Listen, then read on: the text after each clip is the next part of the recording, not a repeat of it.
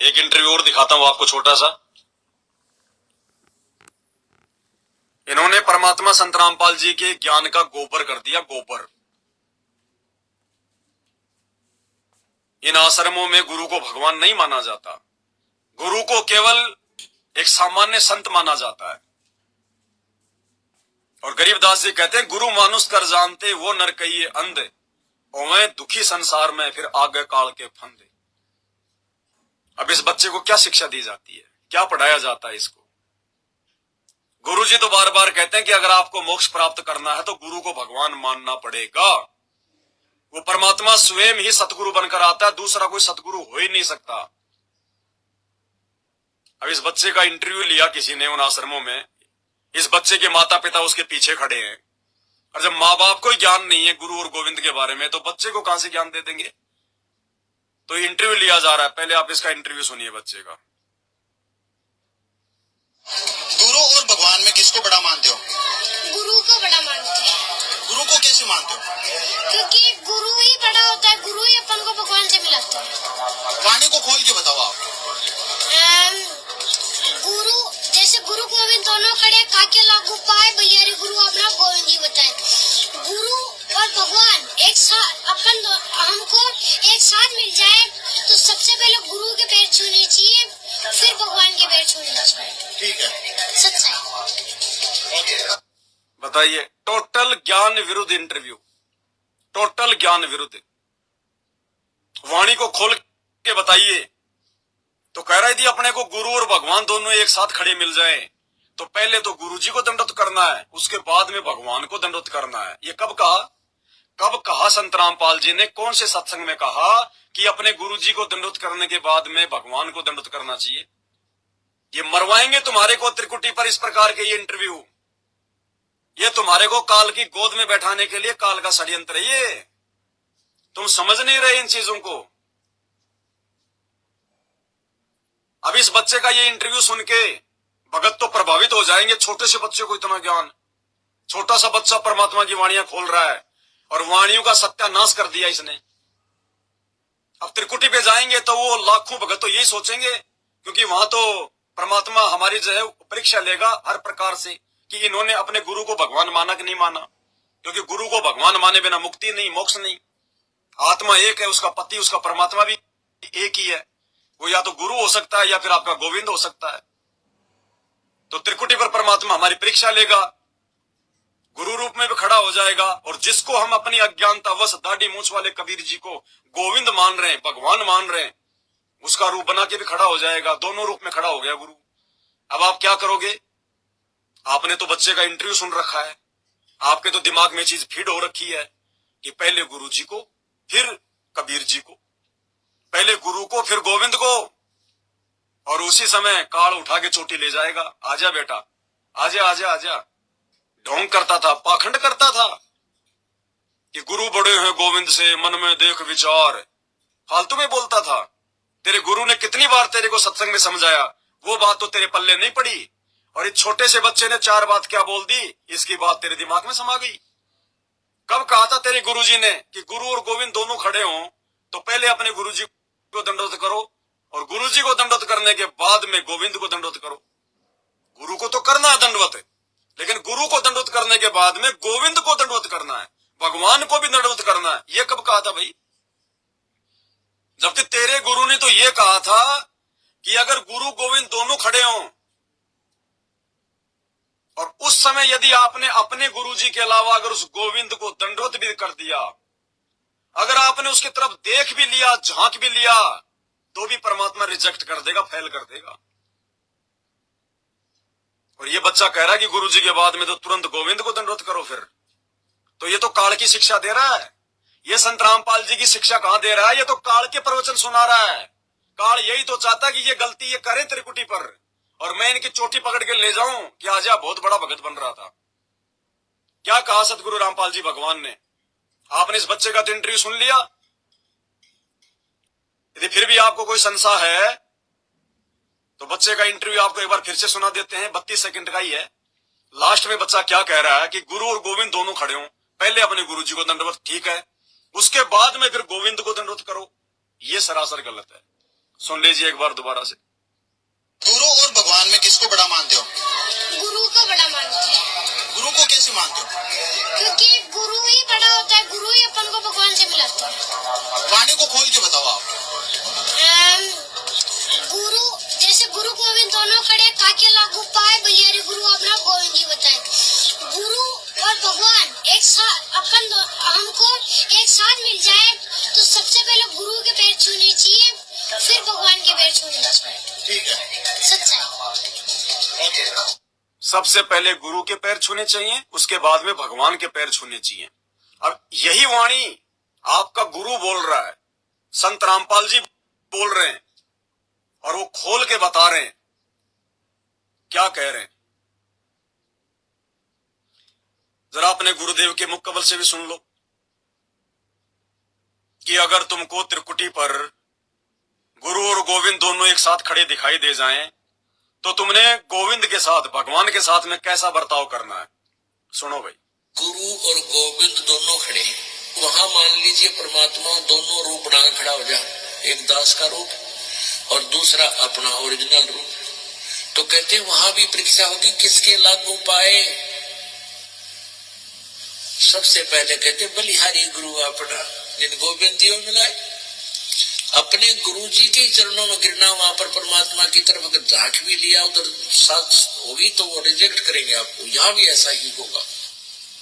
तो वहां गुरु जी के ही चरणों में समर्पित होना है, तो भगवान प्रसन्न। गुरु जी तो गुरु और गोविंद दोनों खड़े, वहां मान लीजिए परमात्मा दोनों रूप बना खड़ा। तो गुरुदेव तो यहाँ पे उस बच्चे के बिल्कुल उल्टा बता रहे हैं। वो बच्चा तो कह रहा है कि पहले तो अपने गुरुजी के पैर छूना, फिर भगवान के पैर छूना, और गुरुजी कह रहे हैं कि पहले अपने गुरुजी की पैर छूना, उन्हीं की तरफ। और अगर उस गोविंद की तरफ, उस भगवान की तरफ अगर आपने देख भी लिया, उसकी तरफ अगर झांक भी लिया कि ये भगवान खड़े, कबीर जी खड़े हैं, दंडोत करना तो गया बाढ़ में। उस दाढ़ी मूंछ वाले कबीर जी को, जिसको तुम भगवान मान रहे हो, परमात्मा कह रहे हैं उसको दंडोत करना तो गया बाढ़ में।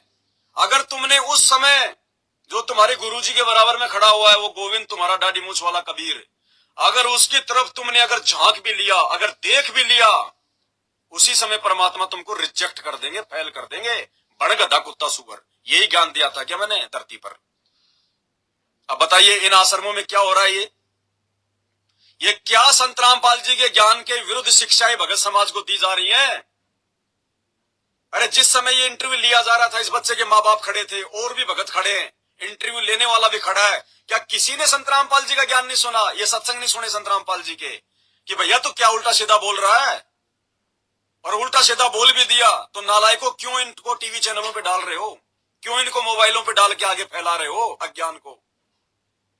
तुम्हारा गुरु तो कह रहा है कि उस समय अगर तुमने गोविंद की तरफ, परमात्मा की तरफ अगर देख भी लिया, झांक भी लिया, उसी समय रिजेक्ट कर दिए जाओगे।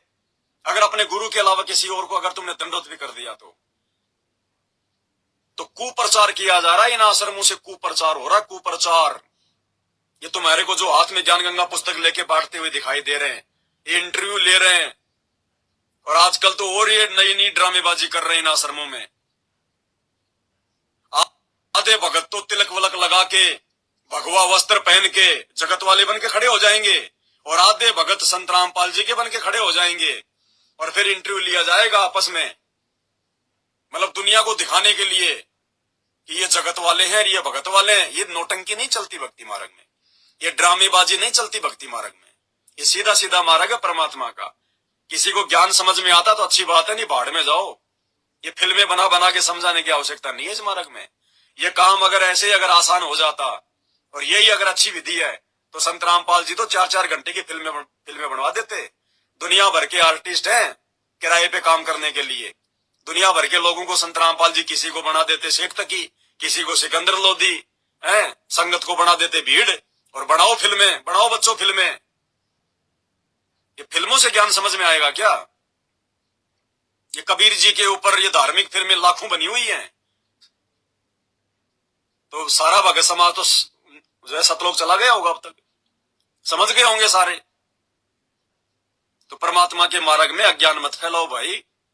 गुरुदेव ने एक सत्संग में कहा कि परमात्मा का सबसे बड़ा दोषी वो है जो फैलाता है। जो अज्ञान फैलाता है वो भगवान का सबसे बड़ा दोषी है। तो छोटे छोटे बच्चे अज्ञान फैला रहे हैं, माँ बाप पास में खड़े वो कुछ नहीं बोल रहे, इंटरव्यू ले रहा वो कुछ नहीं बोल रहा, और देखने वाले खड़े हैं वो कुछ नहीं बोल रहे। क्यों? क्योंकि संत रामपाल जी के सत्संग सुनते ही नहीं लोग। अपने आप को कहते हैं हम भगत हैं संत रामपाल जी के, सत्संग सुनते नहीं, सुनते हैं तो ध्यान नहीं देते। और ये ध्यान सत्संगों पर साध संगति से जुड़े बिना नहीं जाएगा। ये ज्ञान योग, ये बुद्धि आपकी उस समय तक नहीं खुलेगी जब तक आप साध संगति से नहीं जुड़ जाओगे। ये सत्य है। सिर मार मार के रह जाना, 24 घंटे कान से मोबाइल बांध के सत्संग सुनते रहना, जिंदगी में समझ में नहीं आएगा। ये परमात्मा है, कोई हरियाणा का जाट नहीं है जो बोलेगा आसानी से समझ में आ जाएगा। तत्वदर्शी संत है, इनके सत्संग तत्व ज्ञान युक्त है, कोड वर्ड में है, संकेतों में है।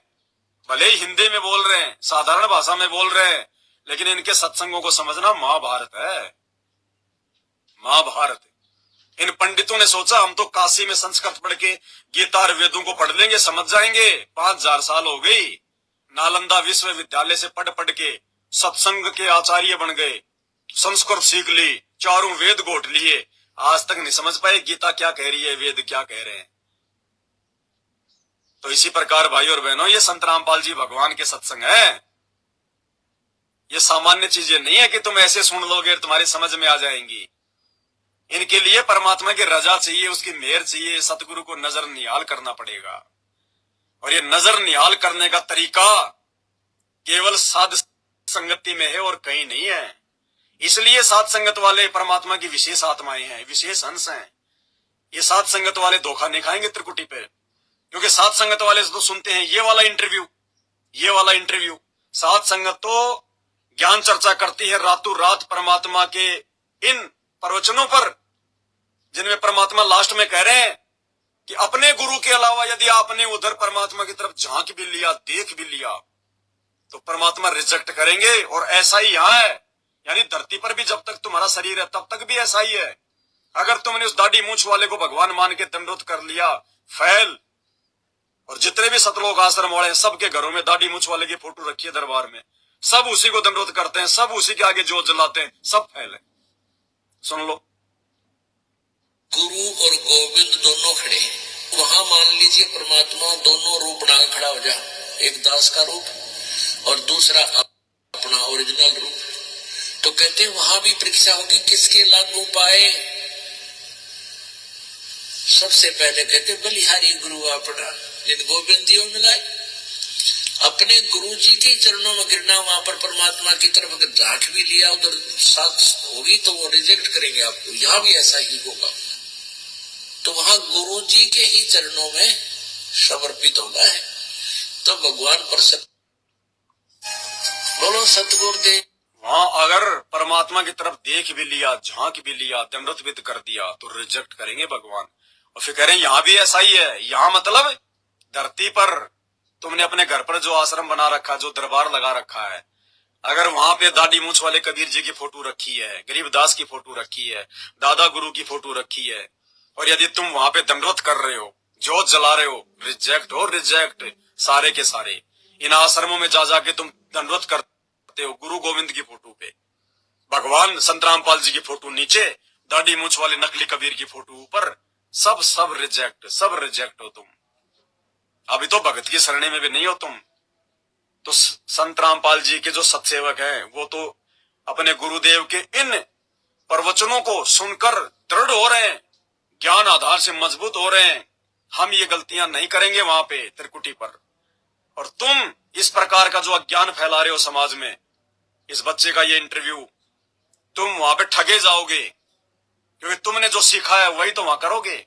यहाँ तो रिहर्सल हो रही है हमारी, जैसा सीखेंगे वैसा ही तो करेंगे वहां पे। तो तुम क्या करोगे इस बच्चे के इंटरव्यू अनुसार? तुम्हें गुरु गोविंद दोनों दिखाई देंगे, परमात्मा खेल खेलेगा। तुम पहले तो गुरु जी को दंडवत कर लोगे, क्या पता करोगे कि नहीं करोगे, तुम्हारा भरोसा भी नहीं है। गुरु तो खाली तुमने फॉर्मेलिटी के लिए बना रखा है, तुम तो खाली जुबान से भोगते हो हमारे गुरु जी परमात्मा, हमारे गुरु जी परमात्मा। अरे अगर तुम्हारे गुरु जी परमात्मा है, तुम मानते हो, तो फिर ये क्यों कह रहे हो कि फिर गुरु के बाद में फिर भगवान को दंडवत करना चाहिए, फिर उस परमात्मा को दंडवत करेंगे? तो तुमने तो अपने गुरु के अलावा किसी और को परमात्मा समझ रखा है। तुम तो यहीं फैलो, त्रिकुटी पे तो पास हो कहां पाओगे। तो ये आश्रमों से जुड़ी हुई आत्माएं जिनके ऊपर गुरु जी का आशीर्वाद नहीं है, ये इस प्रकार के इंटरव्यू देख देख के और अंत में अपना सत्यानाश करवाएंगे। गुरु और भगवान में किसको बड़ा मानते हो? गुरु को बड़ा मानते हैं, गुरु को कैसे मानते हो? क्योंकि गुरु ही बड़ा होता है, गुरु ही अपन को भगवान से मिलाता है। वाणी को खोल के बताओ आप। गुरु जैसे गुरु गोविंद दोनों खड़े काके लागू पाए बलियारी गुरु अपना गोविंद जी बताए। गुरु और भगवान एक साथ हमको एक साथ मिल जाए तो सबसे पहले गुरु के पैर छूने चाहिए, फिर भगवान के पैर छूने चाहिए। ठीक है, सच्चाई। बताओ, यदि आपका पति और आपका ससुर दोनों एक साथ मिल जाएं तो पहले तो पति के साथ में सो लो, उसके बाद में अपने ससुर के साथ में भी सो लो। तो ऐसी आत्मा कभी पतिव्रता हो सकती है? हो सकती है क्या? पतिव्रता को तो ये कहा जाएगा कि अपने पति के अलावा अगर तुमने किसी गैर पुरुष का सौपन में भी ध्यान धर लिया, रिजेक्ट हो जाएगी। और कोई ये कहे कि पहले अपने पति के साथ में सो लो, फिर अपने ससुर के साथ में सो लो, ये हालत है। भयंकर दुर्गति होगी, भयंकर दुर्गति।